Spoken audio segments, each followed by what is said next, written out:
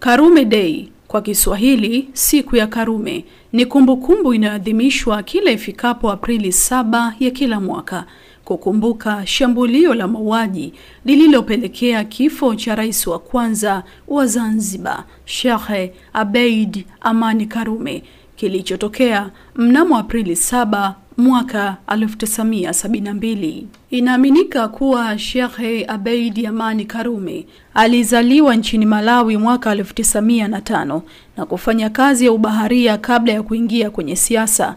Mnamo Disemba 1963, rasmi Zanzibar ikawa chini ya utawala wa kikatiba, na kwa wakati huo Zanzibar ilikuwa chini ya utawala wa Kiarabu uliokuwa na mfumo wa kifalme, na aliyekuwa kiongoza ni Sultani Jamshid bin Abdullah. Utawala huo wa kifalme ulikuwa ni wa muda mfupi tu, ndipo Januari 1964 mapinduzi yaliongozwa na John Okello wa Afro Shiraz Party ASP aliupindua uongozi wa Waarabu na kuichukua Zanzibar kuwa mikononi mwa Afrika. Baada ya mapinduzi hayo, Sheikh Abeid Amani Karume aliibuka kuwa kiongozi wa chama cha ASP na kutajwa kuwa rais wa kwanza wa Jamhuri ya Watu wa Zanzibar. Novemba 19, 1964, jina Tanzania lilipoundwa baada ya Tanganyika na Zanzibar kuungana, ndipo Abeid Amani Karume alipokuwa makamu wa rais wa Tanzania wa kwanza,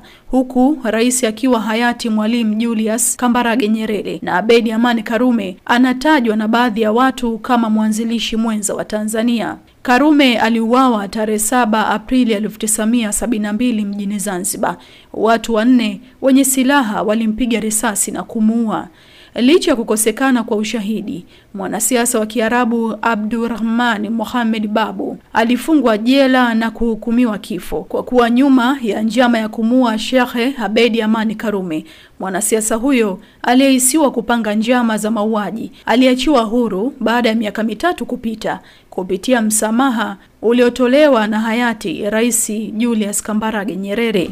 Leo ikiwa ni Aprili 7 ya mwaka 2025, ni miaka takriban 53 toka tumpoteze mpendwa wetu Karume. Mwenyezi Mungu aendelee kumpumzisha mahala pema peponi, nasi tuendelee kuyaenzi mazuri yake.